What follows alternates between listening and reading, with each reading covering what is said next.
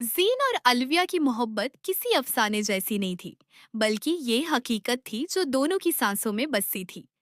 Gene एक आम सा लड़का था, जिसके पास मोहब्बत के सिवा देने के लिए कुछ नहीं था। लेकिन उसके ख्वाब बहुत बड़े थे। वो दिन रात एक करता था ताकि अलविया को वो तमाम खुशियां दे सके जिनका वो अक्सर जिक्र करती थी। जीन अक्सर कहता, एल्विया, मेरी मेहनत रंग लाएगी और एक दिन हम इतने खुश होंगे कि दुनिया हमारी मिसाल देगी। और एल्विया मुस्कुराकर कहती, जीन, मुझे तुम्हारी दौलत नहीं, सिर्फ तुम और तुम्हारा साथ चाहिए। जेन इन अल्फाज पर अपनी जान छिड़कता था। उसे क्या मालूम था कि कुछ लोग वक्त के साथ साथ अपने वादे भी बदल लेते हैं। वक्त ने करवट ली। जैन को अपने कैरियर के सिलसिले में शहर से बाहर जाना पड़ा। मोहब्बत अब फोन की स्क्रीन तक महदूद हो गई थी। पहले घंटों बातें होती थीं, फिर वो बातें मिनटों में बदले, और फिर पैगामात के जवाब आने में दिन लगने लगे।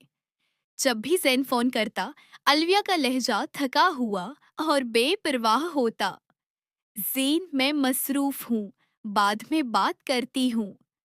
जीन अपनी मोहब्बत के भरोसे पर खुद को तसली देता कि अलविया वाकई थक जाती होगी। वो ये नहीं समझ पाया कि फासले दिलों में नहीं, नीयतों में आते हैं। एक दिन जीन ने अपना सारा काम जल्दी खत्म किया। अलविया को बताए बगैर शहर वापस आ गया ताकि उसे सरप्राइज दे सके। उसके हाथ में एक छोटा सा तोहफा था और दिल में ढेर सारा प्यार। वो अलविया के घर के पास पहुंचा और उसे फोन किया। अलविया ने फोन उठाया तो पीछे से किसी और मर्द की हंसी की आवाज आ रही थी। जीन ने पूछा, अलविया, तुम कहाँ हो और ये आवाज कैसी है? अलविया ने सर्द मेहरी से कहा, जीन, अब और ड्रामा मत करो। सच ये है कि मैं अब तुम्हारे साथ मजिद जिंदगी नहीं गुजार सकती। तुम एक आम से इंसान हो। तुम्हारे पास मुस्तकबल में क्या है? मैंने अपनी जिंदगी का फैसला कर लिया है। वो शख्स मेरे मियार पर पूरा उतरता है, इसलिए अब मुझे भूल जाओ। दुनिया जैसे जीन के कदमों तले खसक गई थी। फोन कान से लगा रहा और दूसरी तरफ से राबिता कट चुका था। 2 दिन बाद एक सुनसान कैफे में जीन और ओल्विया आमने सामने बैठे थे। ओल्विया की आंखों में कोई शर्मिंदगी नहीं थी, बस एक सर्दी थी जो जीन के दिल को चीर रही थी।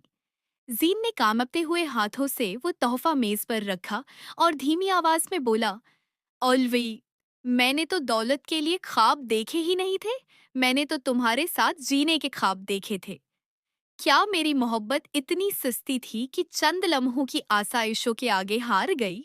अलविया ने नजरें चरा ली और उठकर चली गई। वो पीछे छोड़ गई तो बस यादों का एक ऐसा समंदर जिसमें डूबने के सिवा कोई चारा न था।